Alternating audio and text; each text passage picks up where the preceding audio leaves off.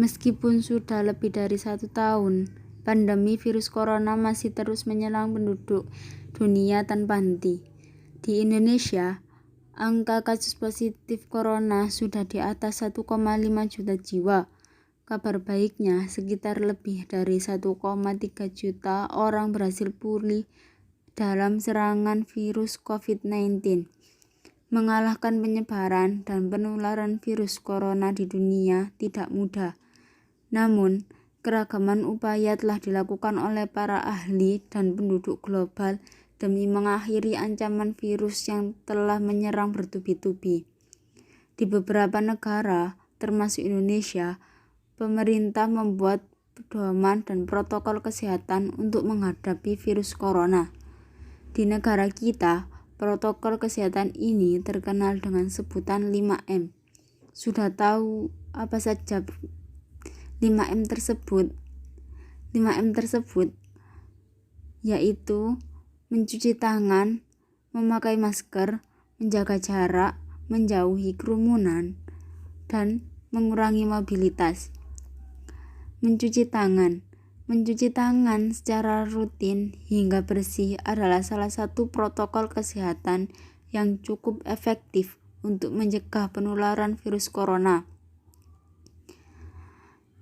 Memakai masker. Pada awal pandemi virus corona tahun lalu, Organisasi Kesehatan Dunia atau WHO mengatakan bahwa menggunakan masker hanya direkomendasikan oleh orang sakit, bukan orang sehat. Namun, virus corona jenis COVID-19 yang merajalela hingga saat ini membuat protokol kesehatan bisa berubah-ubah seiring bergilirnya waktu. Beberapa waktu selang kebijakan WHO di atas, WHO akhirnya mengeluarkan himbauan agar semua orang, baik yang sehat atau sakit, agar selalu menggunakan masker saat beraktivitas di luar rumah. Menjaga jarak perlu dipatuhi oleh masyarakat. Protokol kesehatan ini dimuat dalam Keputusan Menteri Kesehatan Republik Indonesia dalam protokol kesehatan bagi masyarakat di tempat dan fasilitas umum dalam rangka pencegahan dan pengendalian virus 19.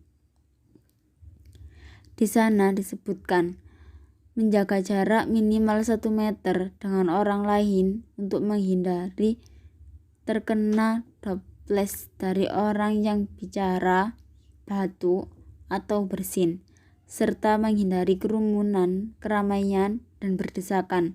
Bila tidak memungkinkan melakukan jaga jarak, maka dapat dilakukan berbagai rekayasa administrasi dan teknisi lainnya.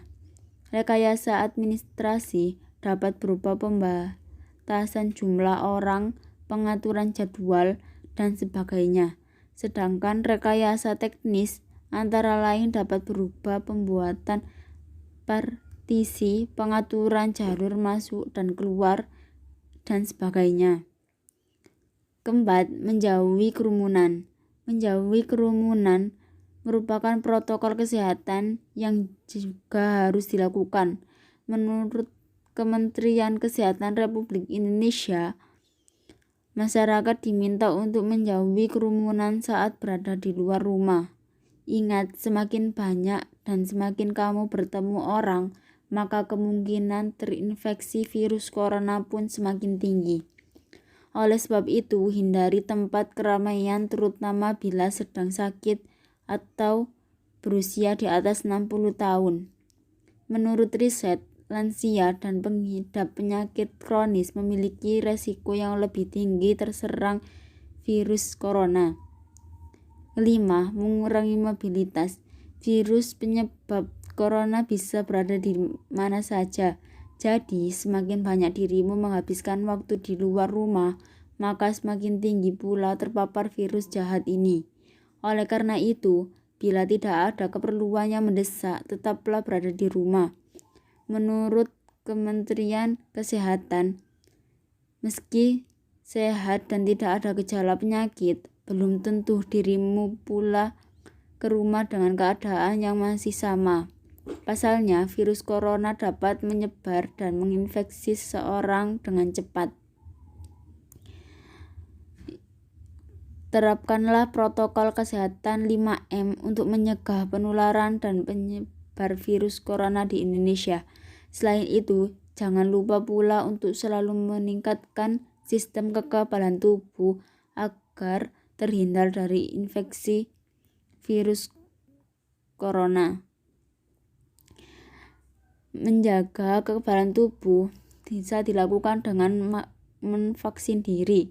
Vaksin merupakan produk biologi yang berisi antigen berupa mikroorganisme atau zat yang sudah diolah sedemikian rupa sehingga aman dan jika diberikan kepada seseorang akan membuat kekebalan tubuh semakin aktif terhadap suatu penyakit tertentu.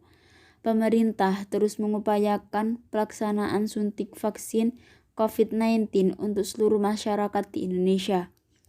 Mulai dari awal tahun 2021 hingga saat ini, vaksin COVID-19 tengah didistribusikan ke seluruh masyarakat Indonesia. Pemberian vaksin ini merupakan solusi yang dianggap paling tepat untuk mengurangi dan memutus rantai penularan COVID-19. Vaksinasi bertujuan untuk memberikan kekebalan spesifik terhadap suatu penyakit tertentu, sehingga jika suatu saat terpapar penyakit tersebut, maka hanya akan mengalami gejala yang ringan. Sebaliknya, apabila tidak melakukan vaksinasi, maka tidak akan memiliki kekebalan tubuh yang spesifik terhadap penyakit yang seharusnya dapat dicegah dengan pemberian vaksin tersebut.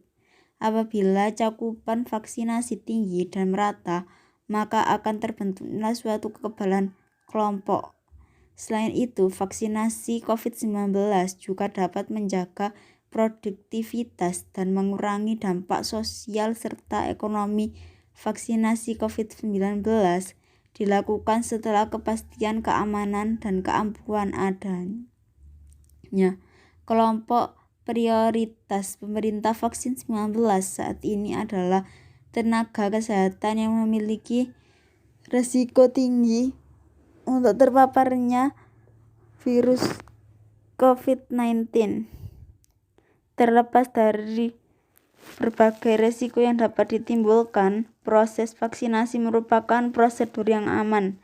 KIP merupakan suatu kasus yang dipengaruhi oleh berbagai faktor, misalnya kondisi dan kesehatan seseorang serta proses vaksinasi itu sendiri. Gejala KIPI yang benar-benar disebabkan substansi vaksin cenderung ringan dan dapat hilang dalam waktu yang singkat. KIP juga merupakan kasus yang jarang terjadi dan kebanyakan tidak membahayakan. Resiko munculnya KIP masih lebih ringan dibandingkan resiko terjangkitnya penyakit serius yang telah tercantum menghilangkan nyawa orang.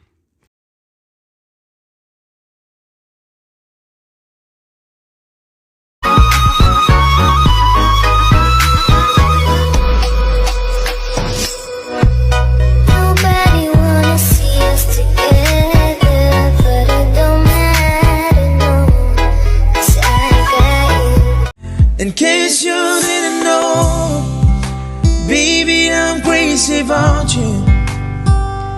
And I will be lying if I say that I could live this life without you. Even though I don't tell you all the times you had my heart a long, long time ago. In case you didn't know.